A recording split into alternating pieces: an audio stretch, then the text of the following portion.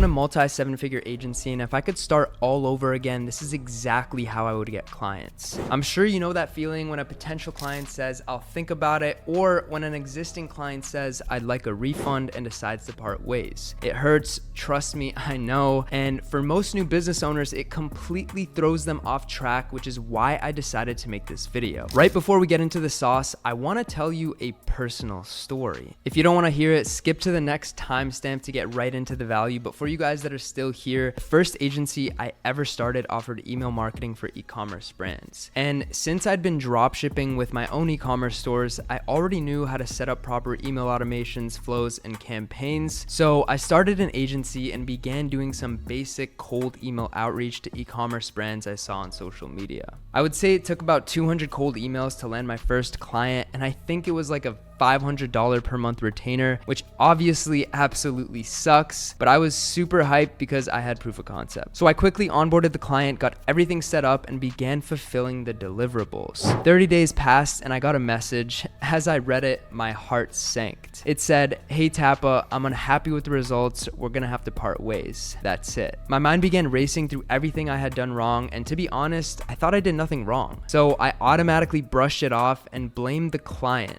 taking no accountability for my failure. I'm telling you this because I reacted the same way you did or might in the future. And this is probably the absolute worst response to what just happened. When you lose a client, you need to step away, go for a walk, and really analyze. That way you could identify gaps in your business and really find out what happened. Did the service suck? Were the wrong expectations set? Was it my communication? And we'll talk about the answers to all these questions shortly, but it's really as simple as that. Once I fix these gaps, within just 3 months, I signed multiple 6- and 7-figure clients that have paid me hundreds of thousands of dollars over years of service. I'll tell you what gaps I solved for, but first, let's talk about getting clients if I were to start over. So if you're just starting out, you might be at this stage for a while because you need some time to set up your messaging, offer, and inbound client acquisition system. Write that down. Inbound client acquisition system. This is the #1 way to get clients because instead of you chasing your clients like I once did, you'll be having a lineup of people waiting to pay you for your service. This makes closing clients very easy, and it ensures that you only close clients that you know you can provide massive results for, since you can pick and choose your ideal clients. So remember that story I just told you about my first client leaving? Well, one of the reasons they left is because I had to set too high of expectations to close them in the first place. And unfortunately, I set the expectations so high that it was no choice but to underdeliver. So without further ado, here's how to build this simple system, and I want you to do this exercise with me. First, write down what you're selling. Let's say it's email marketing. Next, identify what our ideal client looks like. Let's say it's e-commerce brands doing over $20,000 per month. At this point, we need to find out where our ideal customer hangs out. Every business owner is on social media, there's no doubt about that. We just need to tap into the community they're actually hanging out in. So let's say we want to tap into the e-commerce niche on Twitter. And it's important that you pick one platform first so you can focus on it, especially if you don't have many employees or any help creating content. For my agency, I started on Twitter and I didn't even touch YouTube until I hit 10K followers on Twitter. Twitter alone still gets me tens of thousands of dollars in new deals closed per month. And if your service is recurring, then that's all you literally need to get to $100,000 per month within 12 months. Now, once you pick your social media, all you need to do next is begin solving your ideal customers' issues through content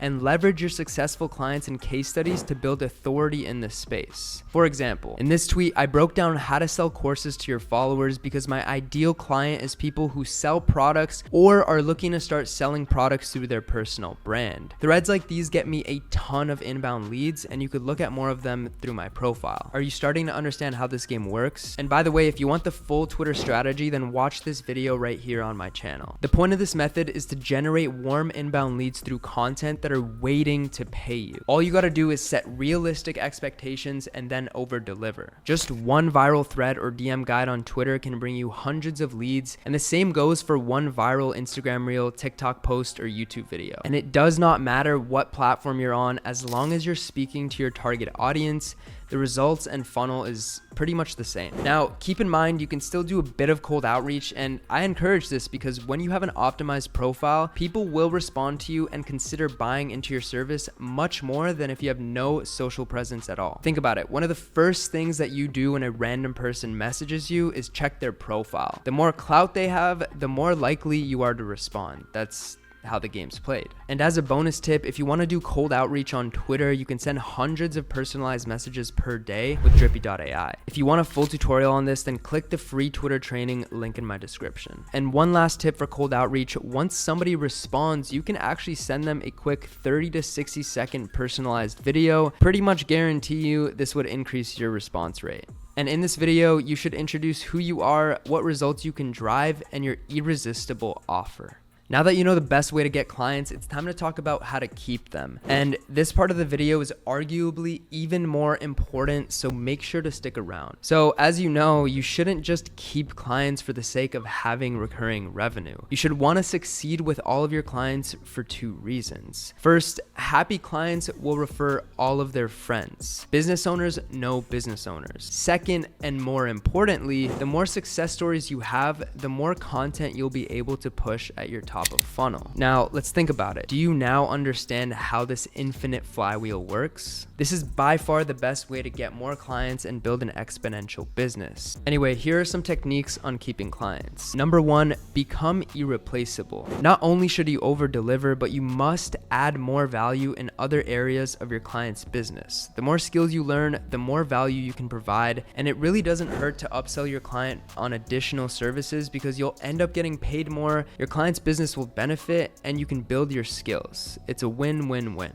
My second tip is maintain constant communication. My team and I are in contact with my clients whenever anything is happening. Things that are worthwhile, such as any updates, new sales, content ideation, feedback loops. As a young entrepreneur, it's important to maintain constant communication with your clients because this builds trust and strengthens relationships. When your clients feel heard and their need is taken seriously, they are more likely to stick with your business and grow with you. Regular communication also helps you identify potential issues before they become major problems, preventing misunderstandings and ensuring your clients are happy and satisfied with your services. Overall, staying in touch with your clients is the most effective way to maintain positive relationships and keep clients and referrals under your belt. Now, my final client retention tip is definitely my favorite and the most untapped, and that's giving clients resources that will help their business. So for example, at my agency, we have a bunch of internal resources that we made over years. Think of internal resources like a PDF or a course. I give my courses away to my clients for free so that they can optimize their business. You're probably asking yourself, well, Tappa, if I give my client everything I know, then they'll probably leave me. Well, you don't have to worry about that. That's actually not the case because your client has no intention to make their lives more difficult by creating more work for themselves, even if that means they'll make some extra profit. This act of over-delivering will put you in a position to sell your clients on longer partnerships, more services, and get you a ton of referrals or testimonials. However, it isn't all sunshines and rainbows. What happens if your client leaves? Over the lifespan of your agency, many of your clients may decide to leave. It may be your fault or not, but what's important is that you should always get client feedback. You can do this by simply putting together a simple Google form or Typeform type survey. This is a key piece to further optimizing your agency. And here's some questions that you might want to ask. Out of 10, rate the level of communication you had. How can we improve our service? What did you like about our service? What did you hate? And what's one thing you wished happened? This is the bare minimum rundown. Obviously, you can add more specific questions, but you're a business owner, so I'll leave that up to you. The reason you want to be using a feedback survey is because you will never be able to optimize your business if you don't have consistent feedback loops. Moving on, the last part of the video is about scaling your agency. If you've done everything I spoke about in this video, then you should already be doing at least $10,000 a month.